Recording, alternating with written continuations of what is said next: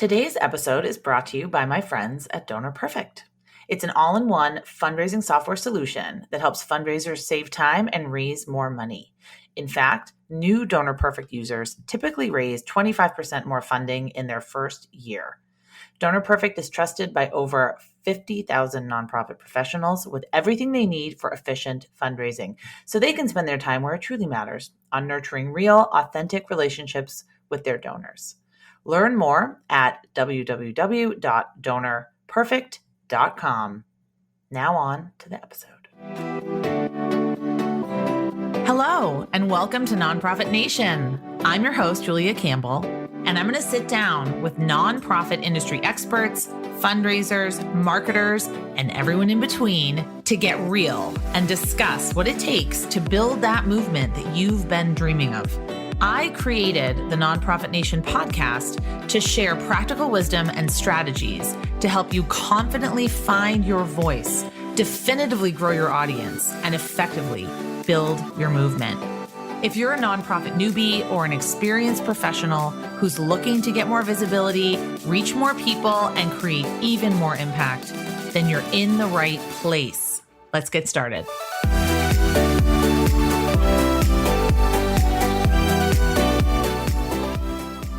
Hello, welcome back to the Nonprofit Nation podcast. I'm your host, Julia Campbell.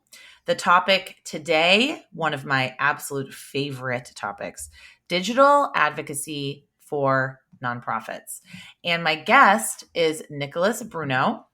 Nicholas is a communications consultant who has worked for intergovernmental agencies from the UN, World Bank, and EU, as well as nonprofits, associations, media, and political groups. He's managed digital advocacy campaigns on international development, education, sustainability, and climate change issues.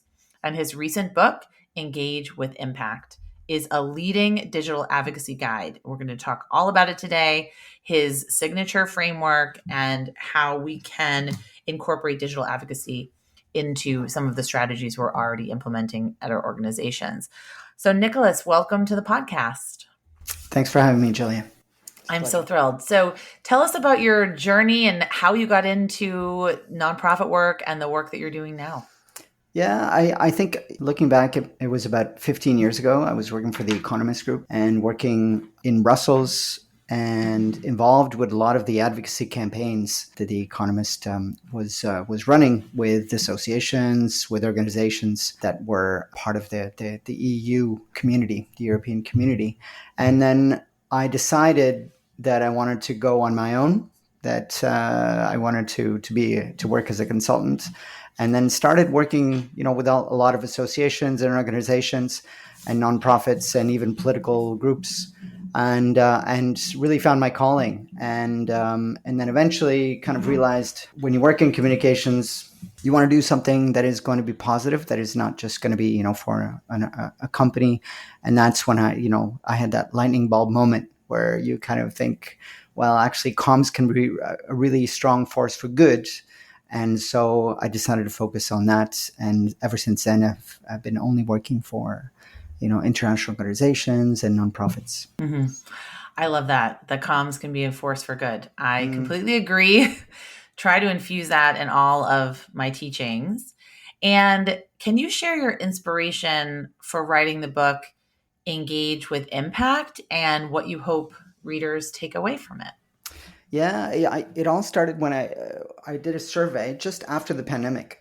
And then the survey had about, over 230 marketing and communications professionals. And then one of the questions or one of the responses that they said was that 83% of them said the pandemic helped them to be more agile. So I thought, okay, there's something here. And then a lot of them talked about, how they had to shift to more digital and more online video and different kinds of things. But then they said that their main challenge was engagement. And of course, I think that all of a sudden, during the pandemic, everybody was at home.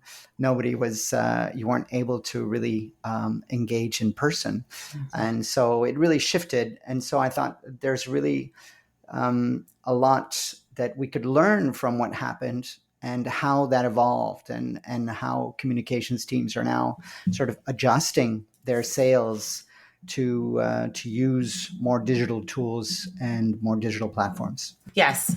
Who is this book designed for? Yeah, I mean, it's designed for the comms manager or the comms director that is, from an intergovernmental or nonprofit organization that's looking to sort of scale up their digital campaigns to really get some impact. I think that, we have to go beyond, the vanity metrics, the likes and the follows, and really sort of focus on, okay, how can this campaign really get engagement? How can it get results and help us, to move the needle towards, our cause?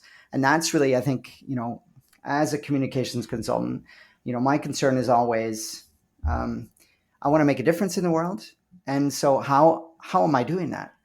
How is this campaign really going to make a difference in, reaching the sustainable development goals, for example, in this case, or helping kids have, more access to education? And so it is frustrating when you're doing something and all you're doing is really getting some more likes and you're really not seeing the results. So my objective, or at least my motivation for writing the book, was how can I learn from a lot of these communications directors? So I interviewed over a dozen communications directors to sort of find out how they've adapted following the pandemic, and what are their secrets for success, and then to learn from their campaigns and sort of to do some case studies, and of course a lot of suggestions and checklists from that, so that people reading the book can really kind of learn, okay, this is how I can change my comms in the future. I love that. And we had a discussion a little bit before we started recording that, it's really not just for fundraisers. Like, fundraisers can take away a lot from it, but this book is really for people that are looking to improve their communications and their advocacy on digital channels. Is that correct? Yeah. I mean, I think you could see it as something that's more like, if you want to, in a marketing term, kind of top of funnel or middle of a funnel. Mm-hmm. It's something that drives that will build engagement with your community and help you build your community online. Absolutely. When you run your campaigns. Yeah. So in the book, you introduce the AGILE Framework for digital advocacy. So can you explain how adopting a startup mentality can really improve or even revolutionize these kinds of campaigns? Yeah, I mean, I think we've all been in these jobs where, like, you're running around like headless chicken, and you're like, working late nights, and then nothing really happens, or at least, it's really difficult to sort of, bring everything together, and people are doing their own things. People are working in silos. So I've been in that situation. I think many of us have all been in that situation.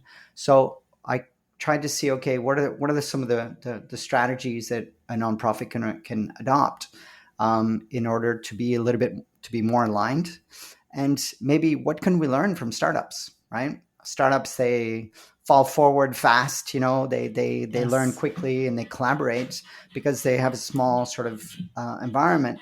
So I was kind of thinking, okay, how can I adopt that to nonprofits? And so the first is, to adopt collaboration tools, so online collaboration tools. I think now that we're in a hybrid workplace where things have changed a little bit.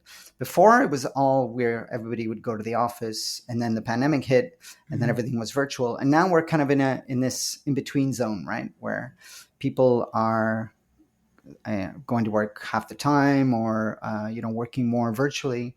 So I think it's important for nonprofits to adopt more collaborative online tools, and that can be like project planning tools.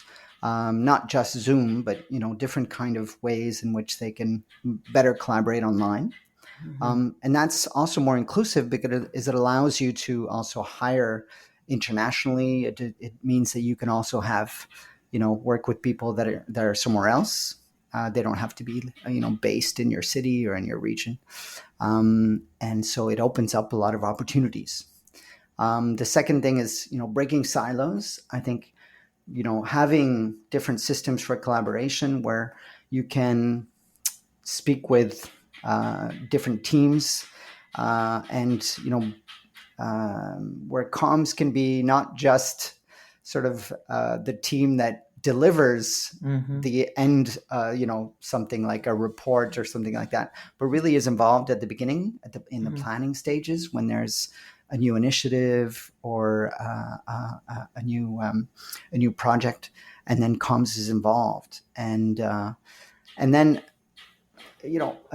I think it's trying to sort of work internally, setting up templates and things, different ways in which you can work internally so that everybody is a little bit more collaborative and a little bit more aligned.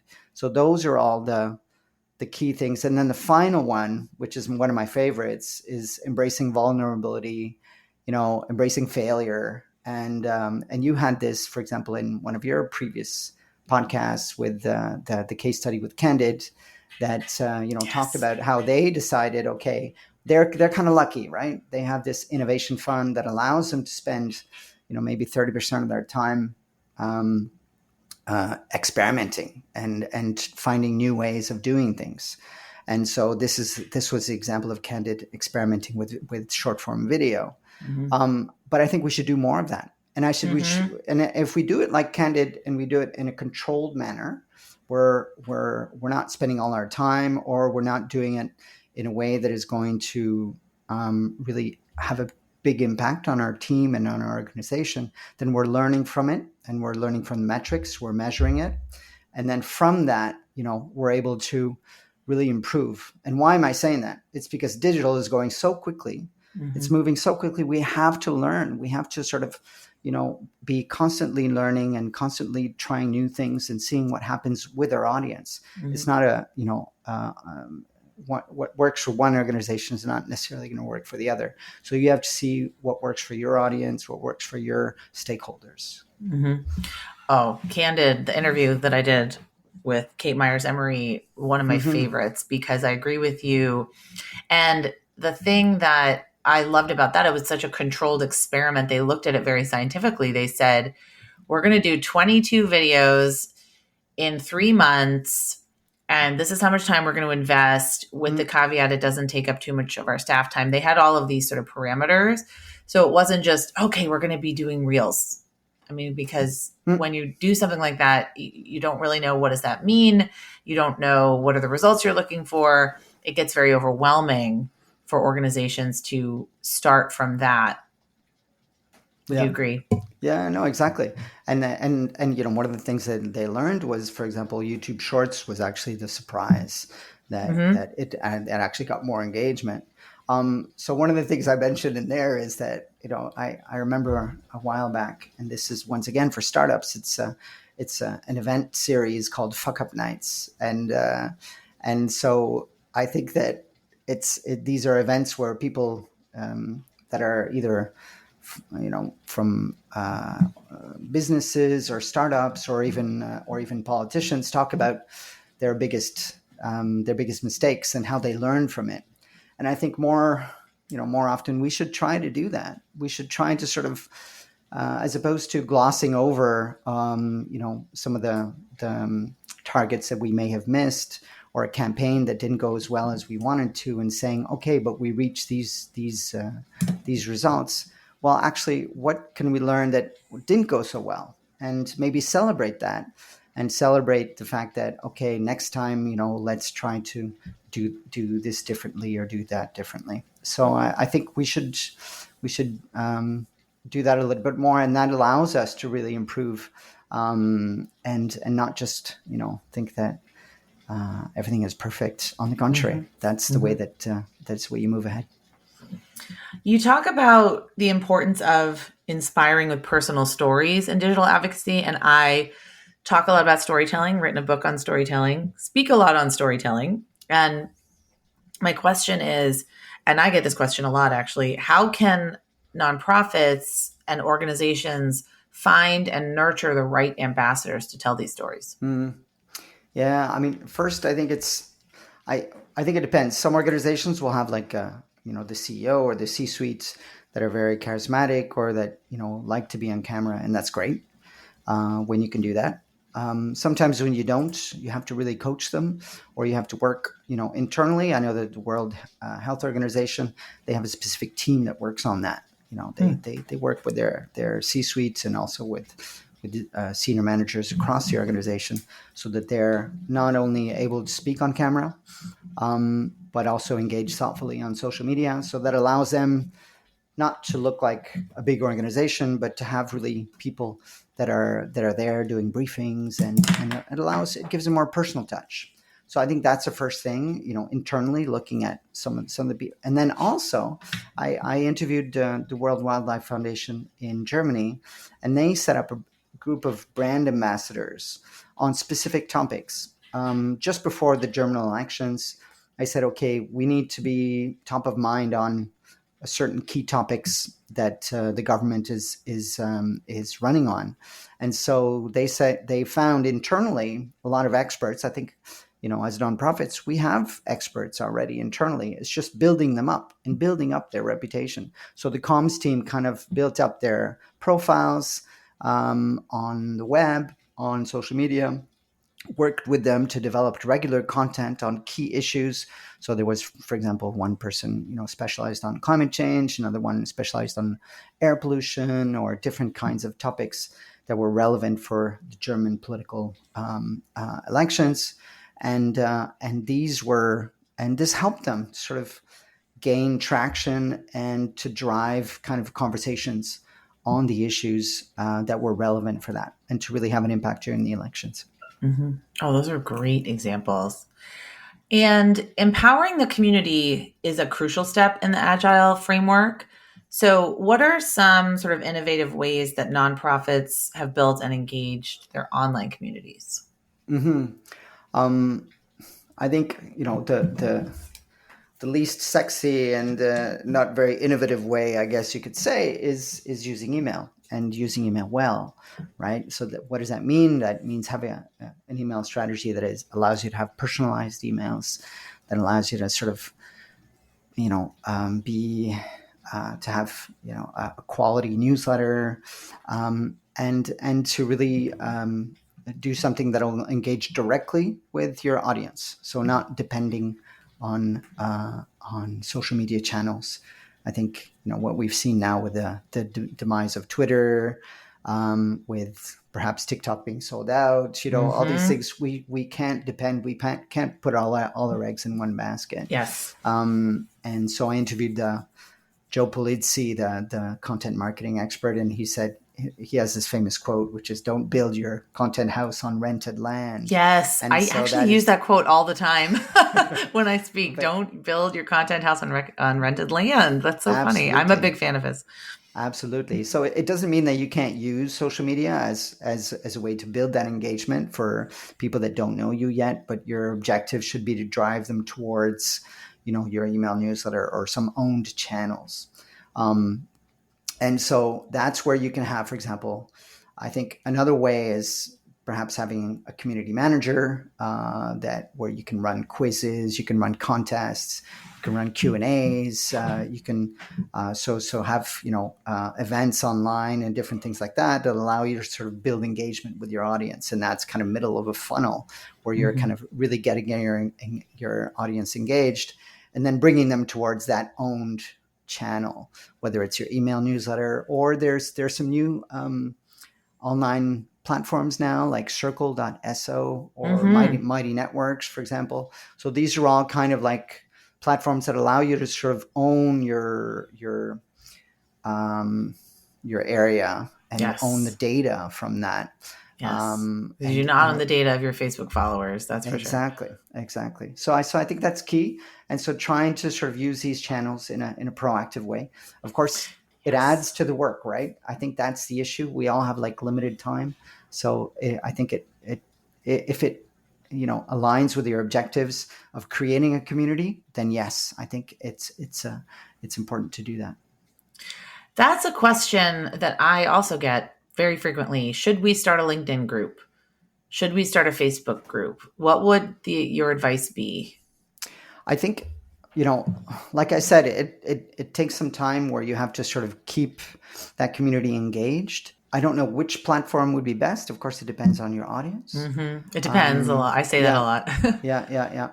But I think that it can really grow dividends. And one example in the book is the Malala Fund. Oh my gosh. Huge, They huge decided fan. to they decided to sort of to see how they can really build engagement with young women and girls to talk about their stories and how what they didn't want is didn't want to be parroting sort of big policy issues, and they really wanted something that was going to go to the grassroots and really help to Mm-hmm. build up stories Mm-hmm. from all these sort of community leaders around the world that they knew. So they created a magazine, an online magazine called Assembly, and then that online magazine then um, they opened it up to everybody that subscribed and said, if you want to write for it, then send us your story, send your suggestions. And then what happened is they were overwhelmed with suggestions, people writing, and then little by little they developed that kind of framework where they worked directly with young girls, young community leaders, and then it worked really well. Like it's now like almost like a small little media group within the Malala Fund. They won awards. They won like the Webby Awards, which is the equivalent of like the Oscars Mm-hmm. for online media. So I think it's a great sort of way to interact with your audience, and it's a win-win because they're telling stories, they're sending you content, but at the same time, you're gaining so much from that interaction. So I think I think we could all learn from that. Such a great example. And I'm just such a huge fan of the Malala Fund. So, speaking of, using digital strategies, you have a strategy that's called Go Digital First, and I absolutely embrace it. So, what are the first steps a nonprofit should take to pivot towards this Go Digital First Mm. approach? Yeah, I mean, a little bit like we talked about with Candid, it's first to experiment with video, see what works with video, and and then to adopt the tools little by little within the organization, so that people are used to using it. Yeah. The second is about the storytelling. Digital storytelling is a little bit different. You have to sort of have that. If you're having a video, for example, you have to try to maybe have a hook at the beginning and have a kind of a formula that allows you to have videos that are a little bit more interesting, that are not just talking head videos, but something that build up to something. So maybe having a challenge. So every video talking about a challenge that you're overcoming or that you're dealing with, for example. And then I think that even journalists they have to, we if we want to engage with journalists as well, we have to sort of change the way that we talk to them and change the way that we send our press releases, for example. So that's another thing, is having press releases that are a little bit more colorful, that have more photos and videos and different snapshots or infographics and things like that, so that we're communicating in a different way. Because let's face it, I think everybody's attention now is being pulled every which way. So you have to Mm-hmm. find ways to grab people's attention. And that's, having infographics or having, strong visuals is important. And then one of the things that I realized when I was working for the World Bank Mm-hmm. was they had last year they had two main topics. So one topic was accessibility, so making sure that their websites were accessible Yes. by all types of audiences. But then the second one was SEO, so trying to make sure that all of their writing was search engine optimized. So their titles, the way that so they used SEO copywriting, for example. So they did all this training internally, because what they realized was, we're doing all this great research, we're pumping out a lot of content that people should be reading, but they're not seeing it. Mm-hmm. People, they go on Google and they'll be searching, child poverty or whatever it Mm-hmm. is, or economic development, and Mm-hmm. they won't initially they won't reach World Bank website. So what they said is, if we want to rank at the top and we want to increase traffic to our website, then we need to improve our SEO. So that was a major kind of training and refurbishment of their website during a whole year. And then I interviewed someone from the World Bank, and then they said it really helped. Now actually, the majority of our traffic comes from Google, and it's really helped the discoverability of our content. So those are all kind of a lot of ways in which I think, you can try to be more digital and try to sort of adopt these different tools, of course, depending on your objectives. Right. And I see it as a mindset shift as well, because we live in a digital world. I mean, I don't think anyone would deny it. If you're listening to this, you're listening on some kind of digital or electronic device. You're listening on your phone or even on your laptop or your computer. So I think that we can't deny that the world is functioning this way. But the main issue that nonprofits often have is sort of like you said, they think they're the best kept secret, or they can't be found. No one knows about them. How do they become more visible? How do they increase their discoverability? And there are just some very simple things that are not even new to the year 2024, like search engine optimization, building up your email list, like just creating more relevant content. These are principles that are going to help you become more discovered and become, attract more of the stakeholder and supporter that's going to really advocate on your behalf. Yeah, absolutely. Yeah, totally. So what are some common pitfalls that you find in digital advocacy, and how can we avoid them? Yeah, I think the first pitfall is going after those, likes and vanity metrics. The vanity metrics, that aren't really going to help the cause. So we have this illusion that things are going great, and that video is really skyrocketing. But at the end of the day, if it's really not helping the organization, then it. So one of the things I talk about in the book is trying to have that a digital funnel that allows you to have content that will then lead people to other pieces of content or other kind of platforms, so that you're engaging, but progressively growing your engagement with your audience. And of course, for a lot of nonprofits, that will then be trying to sort of bring them towards eventually being a donor or being a contributor to the nonprofit. And then the other one, I think, is creating content for the sake of creating content. Oh, yeah. And when it's not part of a strategy. And that's also my frustration. Sometimes as an external consultant, I'm asked, okay, can you do this? Can you do this? We just did an event. Can you just do this video or whatever it is? And of course, if it's not part of an overall strategy, if it's not something that's comprehensive, that sort of aligns with everything else, then it's just a piece of content that basically takes time from the comms team and will not deliver the results that you want. And then the final thing, I think, for me was repurposing and adopting a repurposing mindset. I think that once again we create content or we organize events and we do all these things, and then once it's done, then we go home and we say, okay, what's next? What's the next thing? And I remember, before the pandemic, when we would organize events, and I would be like, after the event, I'd be like, oh, thank God, like the event's over, I can start doing other stuff. Whereas I should have been thinking was, okay, what is all the great content from this event, and how can I repackage that?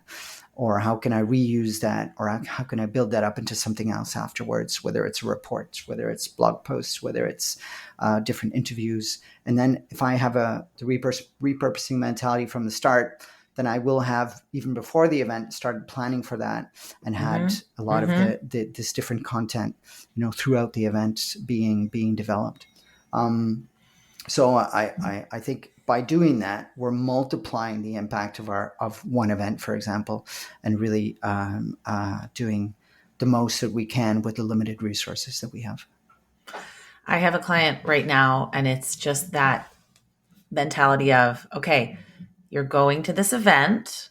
We need to take some pictures, Mm, whether it's a selfie or whatever it might be. Then we need to get permission to share these pictures. And then we need to write up a caption. So, leveraging all of the events that we attend, all of the press releases we put out, all of the newsletters, all of the information that we're sharing, but getting into that mindset of, oh, right, we need to look at this through a lens of sharing it with our donors or our stakeholders. Because too often, I think nonprofits, they're doing the work and they need to, and they're very busy and they're putting their heads down and they're putting out fires. mm-hmm. But how can we like lift our head up and say, oh, this might be of interest to our shareholders, our stakeholders, our constituents, our donors. This might be of interest to someone that is looking to help us with the solution to the problem that we're solving. So we really have to start thinking more forest for the trees with our content, I think. Mm-hmm. And it's also, as I was saying, trying to sort of have comms engaged before Yes. or at the beginning of a project. For example, if there's a report, I remember there was I was at an organization and they were doing a report on climate change, and they hadn't thought of, okay, maybe we should interview some uh, um, influencers in climate change, because then if we interview them for the report, then they will be sharing the report online, for example. So you have to have that. If you work in comms, then you have that kind of that viewpoint that you're thinking already of the distribution. You're thinking of the way that it's going to. How can you have a ripple effect by perhaps developing partnerships or unusual partnerships when you're doing a report or organizing an event, something like that, that allow you to sort of break into new audiences or extend your reach. But if someone is only thinking about, okay, I need to write this report, and they're only focused on that, but they're not thinking of the dissemination, then that's where I think a lot of organizations miss the mark. And when we're talking about advocacy, especially digital advocacy, how do you measure the success of a digital advocacy campaign? I'm thinking specifically of the like human rights campaign when Obama was president around marriage equality, or if it's something where it's trying to change hearts and minds or change behaviors. So how do you measure the success of that kind of digital advocacy? Yeah, I mean, you need to have the qualitative and the quantitative, right? So you need to sort of see, are people, in your case, are policymakers talking about the issues that we're raising, and ideally, are they quoting or mentioning us, right? That's an ideal situation. Are the media picking up on what we're talking about as well? So that's having an engagement strategy online with journalists, and then I think, of course, the metrics will depend on each organization. But I think also you can look at, how much traffic are we driving towards our websites? What engagement are we having, after that, thanks to our communications? It's always a challenge.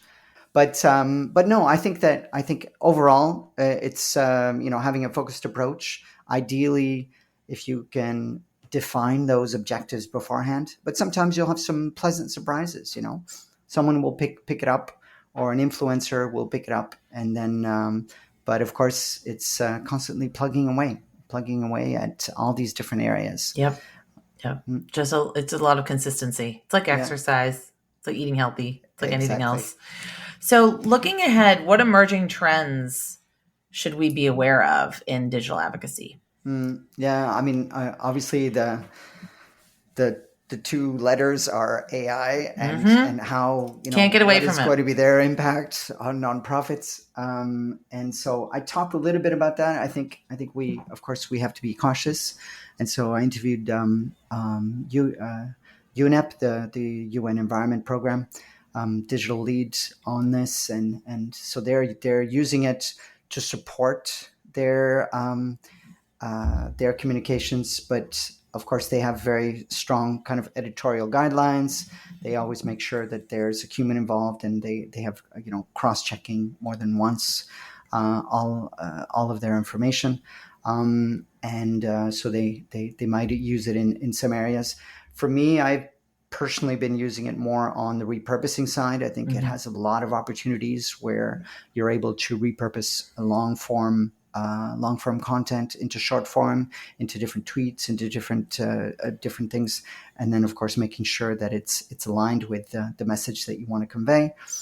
So there always has to be kind of a human behind it, and also making sure that it's sustainable, it's respectful, and we don't all want to sort of end up sounding like robots. So you have to keep that human touch. And that's where, we're not going to be able to, for storytelling or different things like that, you have to keep that human touch. So I think it can help to a certain amount, to a certain extent.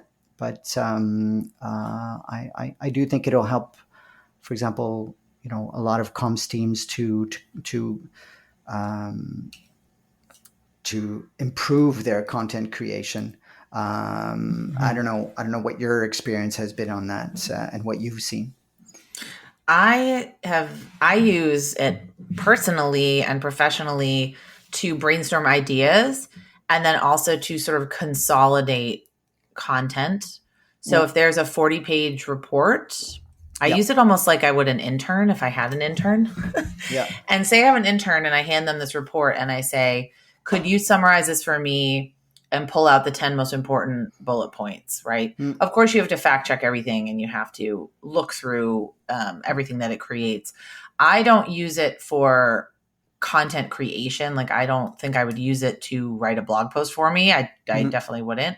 But I would use it to say, what are the top 5 blog posts on this topic right now? What are some questions you're seeing online? Almost like a research assistant.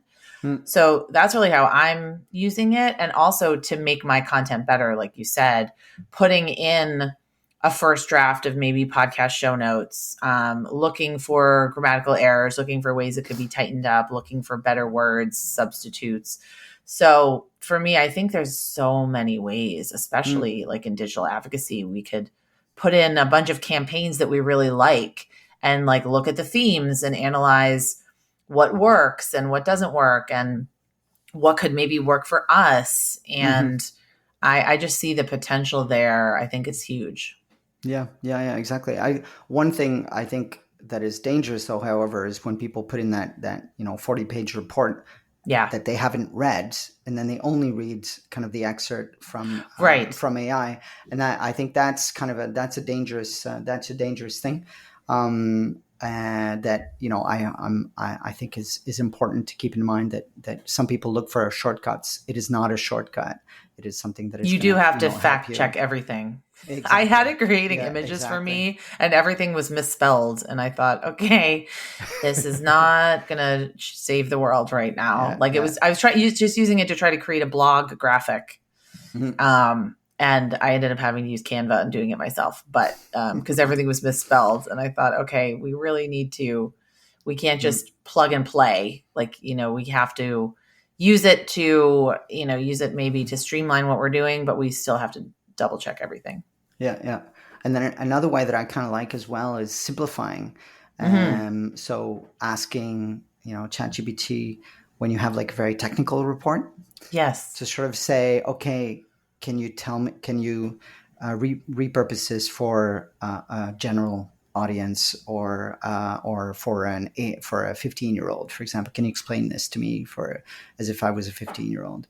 And then what that does is, I think a lot of us, when we're in our work, whether for our organization, where our head is deep into it, and we don't realize that we're using technical words. We're using kind of like all this jargon that people, and all these things. Exactly.